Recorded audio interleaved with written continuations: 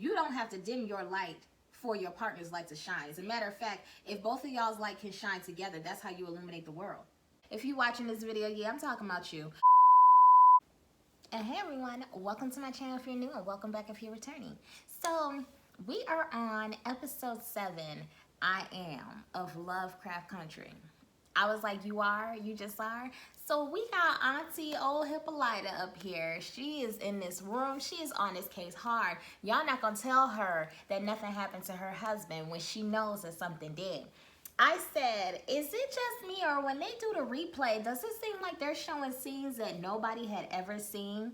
Because I'm like, all the stuff on the replay, I don't recall seeing that in the actual show. But I could be crazy, who knows? About as crazy as Hippolyta. So, oh, that tastes so good. So one thing we know for certain is Hippolyta is a constellation pro. This is what she does. So she's in there with the little gold constellation thing, the little gold, I forgot what it's called, y'all. What is it, the dowry? I don't know what it's called, but she in there playing around with the little gold toy that she stole from the house. And she's laying on the bed and she's talking to imaginary Uncle George. And she said, I just can't figure it out. And she laying sideways, then it hit her, hold on. We have to put each planet on the axis that it, to the degree that it actually turns, not just all upright or all sideways. Every planet sits on the axis at a different angle. So we have to put it on there and then let it rotate. Duh, like why didn't you think about this before, Hippolyta? But it comes to her while she's in the bed and she has pretty much given up on everything. What I don't understand is how she was able to find the rubble, the dust pile of Chateau Tales from the Crypt that fast. But they had to go through goblins and ghouls and racist sheriffs and a whole bunch of other stuff in order to get there. Then it was like it was some hidden land. So she pulls up, she sees her baby's comic book, and that's how she knows her husband was there. But here's the thing. They never said that her husband wasn't there, so I don't understand what she's, you know, what it clicks to her. But they never told her that George hadn't gone to the castle and all this other stuff. They just said George got shot by the sheriff. But hold that, pin that right there. So we go to Letty. Letty's up here having dreams. And Letty's dream is the same dream that Tick has. So to me, that tells me somebody from the other side is trying to talk. And if Tick ain't gonna listen, they gonna go to who will. And in this dream, Letty got a spell baby inside of her, and she's on fire, and she sees the ancestor running through the door. So I said, wait a minute. Tick done messed around and got this girl pregnant that quick? Okay, it happens. So apparently Letty's pregnant. And then when she's in the house with her sister later on, and she smelled that sauce and that garlic got her stomach to turn, and I was like, oh yeah, there's a baby in there, because that's how that works. But so Letty's carrying Tick's baby, and she hasn't told Tick this yet, but I wonder if this will change the trajectory of things. At this point, all hell done broke loose because Hippolyta done took that key and put it in that little machine and she cranked the machine up, and now I don't know like what's what of what.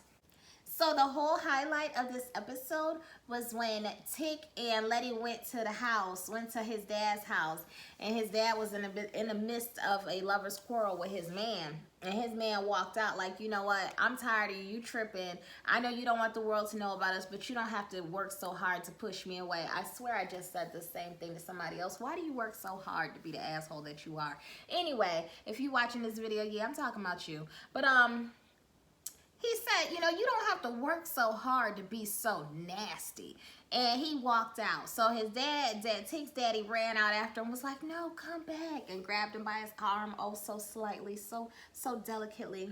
And Letty and Tick walked up and was like, hold on, who in the hell, what's going on here?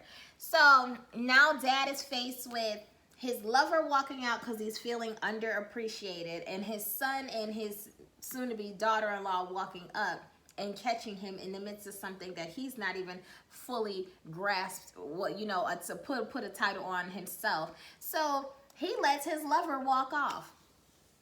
I said right then would have been the time when Dad should have told his son, I'll be right back, pull the little man back inside the house. Y'all need to handle this. You need to handle your child. There's a lot that's out here. So what Tick says, Tick's got this fire inside of him.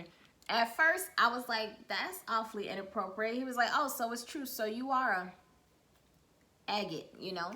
And his daddy was like, don't you ever disrespect me. Don't call me that. And I think his father was right. But then Tick runs outside. And it wasn't the fact that his father was with a man that he's bothered by. It's the fact that his father went so hard to make sure that he wasn't interested in men. And that right there, now I see, you know, that you are. And not only are you, mom knew that you had a thing for the boys. So Tick is hurt. And Tick was like, I got my behind kicked as a kid because you didn't want me to be something that you obviously are. And I said, that is so, like, that's just so telling, because isn't that always the case? Like, I won't say always 100%, but I'll say always, like, mostly the case. People are so afraid of same-sex relationships, cross-cultural, cross-race, all of this. People are so obsessed with what other people are doing with their genitals and their personal business. But it be them same ones that go so hard and have such a phobia of what the world has going on, that they be engaging in it, or they fighting their own inner demons and they decide to project their mess off on other people. So they hate certain groups. You just hate a whole entire group of people because of what they choose to do with their genitals. Is it that you can't do what you want to do? Or that you feel like it's wrong and you want to fight your inner demons, so you put it off on other people that do it, like you just hate them so bad? I said, if that ain't indicative, if y'all didn't catch my video, make sure you check this one out. It's all satire, so don't get in the comments off the title talking crazy.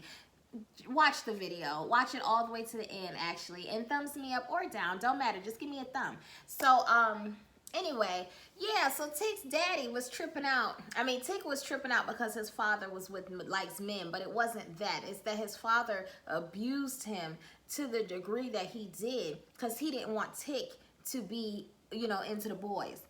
So he said he didn't want him to be soft. Come to find out, his daddy is the softest of the softs. You know, he was in the middle of the dance floor, you know, getting down just last episode. So it took him, what, 60-something years to embrace his inner self, and he beat the inner out of his son when it wasn't even in his son, it was in himself. But yeah, that's crazy to me. Y'all comment down below, tell me what y'all thought about that. It wasn't even the fact that his father likes men. It was the fact that his father went so hard and he endured so much abuse as a kid that, you know, to avoid something that was inside his father all along. So you beating your son for how you feel. That's crazy, but that's how it goes. So I'm wondering at what point Tick is going to realize that Montrose is not his daddy. That, like, what's that gonna do to him? Because now he finds out that he got beat because of his father's demons. Now the man that was beating you, was abusing you as a child, isn't even your father. What do you do with that information? Like, it's just a lot. Poor Tick. And now Tick has a baby on the way. And honestly, it's just something in me. I don't think that he would be any bit of a bad father at all. I think Tick would be a great father. Probably because of what he didn't get as a kid. So Letty stays back with her sister because she has sister business to take care of. And Tick runs off to handle his family business. Each one of them had their own family business, and I'm glad that they went apart and went ahead and handled it. But I didn't like the fact that Tick traveling alone. But you got to think, this man done went to war alone. At this point, there ain't nowhere he can't go. I just like strength in numbers, which is why I did not like Hippolyta going out there by herself. But she gonna do what she want to do, and she real stank about it, and you just gotta let her go. So Tick was up there with old Birdie. I was like, it's something about Birdie don't sit right with my spirit. I don't know what it is. I'm not really feeling Birdie. I feel like she's sneaky. I feel like she's gonna go in the back and she's gonna come back out, and you know, it's gonna be a whole gang of hooded people gonna bop Tick upside his head and run off with the family jewels. But anyway, Tick saw the picture of his cousin. And in that picture, she had kind of a birthmark. It wasn't a tattoo. It was kind of a birthmark on her arm. He was like, wait a minute. So he up in Miss Birdie's house getting naked. He talk about, because he know he got the same birthmark on his back. that's that family crest. That's that y'all are of the same lineage, and I like that. So he said, wait a minute, this here means something. It does. Now I want to know what happened to the book. Something tells me Miss Birdie knows where that book is. Miss Birdie knows all about that book, but she told him, hey, you know, when the white people came, they burned everything down, either burned the book down or took the book, but it's gone. I don't believe that. I think old Birdie doesn't really trust Tick, so she's not just gonna hand it over to him. But old Birdie saw that mark on Tick's back, and if her and the cousin were as close as they were, old Birdie knows what that mark was on her best friend, and when she saw it on Tick's back, she knew what it was then. So I wouldn't be surprised if in an episode or two, it comes out that before Tick left old Birdie, she gave him the book. Or she gave him information that he needed to get the book. Because now I think she sees, okay, he's not just some grifter coming through. You know, now she sees that he really is related to her. So why did Hippolyta go down there with that little machine and that key? It reminded me of a whole episode of the new version of A Beautiful Mind. Y'all saw that way back when? She had all the constellations and all the, you know, all the numbers and everything and formulas just floating around. I was like, what is Hippolyta getting herself into? It's like it's always the one who needs to sit there behind down and can't handle the fire that got the lighter or got the match. What is she doing? So she's down there. All of a sudden, these white cops come down and they're like, hold on, what you doing down here? How did you get this machine to crank up? What's going on? They get to fight, and Tick had to come save her life. I kind of wish he wouldn't have, but, you know, he had to do it. So Tick goes down there, and I'm glad that Tick was fighting better than Diamond off over there at the Pank. You know, Tick did his thing. So Tick handled them cops. Hippolyta wound up shooting one. Then the portal opened up. So in my mind, they threw one cop inside the portal. Why not take the other cop and throw him in the portal as well? Because now he's bleeding out. Now there's going to be evidence. And then, you know, they had Dee's book down there. And it said Diana Freeman. So it ain't hard to figure out who she is. But the book is down there. So when everything hits the fan, they know where to go. They know exactly where to go. Tick should have grabbed that man by his legs and they should have threw him in the portal. What happened is Hippolyta gets sucked into the portal. I said, oh, Lord, here we go. So we see her go in. I can't remember if we saw Tick go in, but I know we definitely saw her go in. So, yeah, Tick went in too. So, she gets sucked into the world. I was like, look at the Black Andromeda. All right. She got sucked into the world with the big old women and the afros, and they were like cyborg women, but I don't know what was going on. I don't know what they were, but the woman told her, stop tripping. You are not a prisoner. You know, relax. You're not a prisoner. So once you calm down and stop feeling like you've been imprisoned, then you'll realize, as a matter of fact, not only are you not a prisoner, you are as free as you are ever going to be. Where do you want to be? She said, I want to be on stage with Josephine Baker. I said, okay. So she's up there, you know, shake dancing. All of a sudden, the girl came down. It reminded me, the one that played Josephine Baker, she needed to be over there with the girls at the Pank because she was thick. But she came down them steps. And Hippolyta was trying to catch the beat and catch the steps, and she was up there dancing. Next thing you know, I don't know how many nights she was there with them. But next thing you know, Hippolyta up there tooting and booing. And I said, oh, so Hippolyta's a party girl on the inside, but I guess she just wasn't allowed to embrace that side of herself. But she definitely had a ball with them. She was smoking and drinking and tooting and whatever else she had going on. She was having her a good time. Then she has a conversation with Josephine Baker. And it comes out that, you know, she thought that's what she wanted. Once she got that, she realized this level of freedom is not really freedom because this is not what I wanted. I thought I just wanted to be free. This was my goal. And then she realizes that's not at all what she's in search of. So Hippolyta went from questioning everything to living a life that she thought she wanted, only to find out that she's helpless in that life. So now it's time to step back and do a little bit of reflecting. So she winds up leaving there and she's like, I am George's wife. So now she gets time with her husband. And now she sees just how helpless she was and how she's silent. She dimmed her light so that his could shine. You don't have to dim your light for your partner's light to shine. As a matter of fact, if both of y'all's light can shine together, that's how you illuminate the world. That's how you see more. But it's like saying knock out one headlight so that the other one can shine brighter. No, we can both be headlights.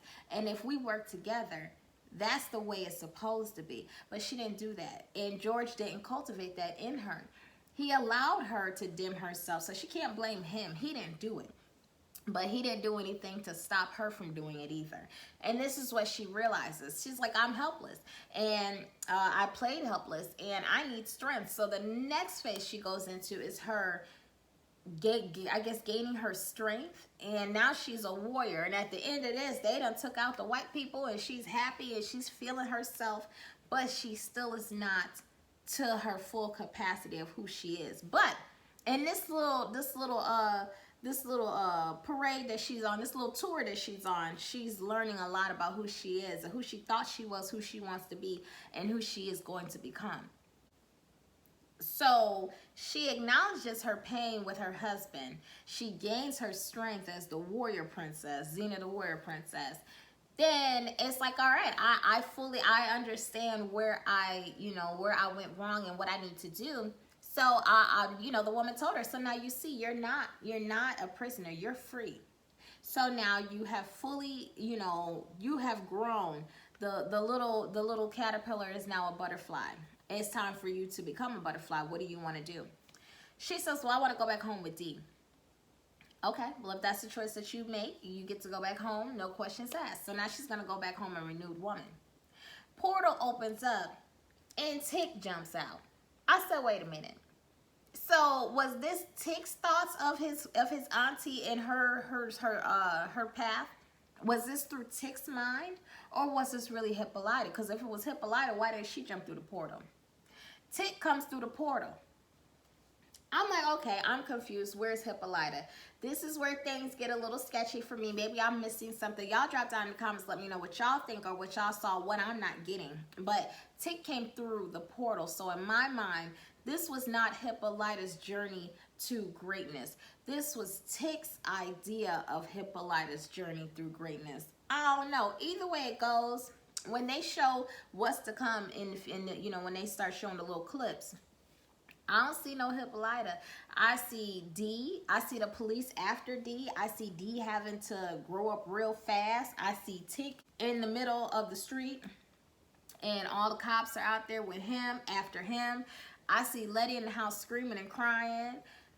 There's a lot going on, but they say they're only a few more episodes, so I don't know how they're going to tie this in, but I know that I will be here for season 2 of this show. This show is awesome, y'all. Anyway, y'all make sure you subscribe to my channel. Hit the blue bell for the notifications. After you hit the subscribe, the blue bell will come up. Click that blue bell. Thumbs me up or thumbs me down, and then tell me why you thumbs me down, why you don't like this show, why you don't like the commentary, what you're thinking, why you don't like this episode. Whatever's on your mind, comment that down below in the comment section. If you did like this show, let me know what you liked. Let me know how you feel, what's to come. What do y'all see coming in the next couple of episodes? Because it's only a few, so they're gonna have to find a way to tie this all in together. And we can't forget about old girl over there in Daegu, because she's still there. But yeah, y'all comment down below and we'll do this again next weekend.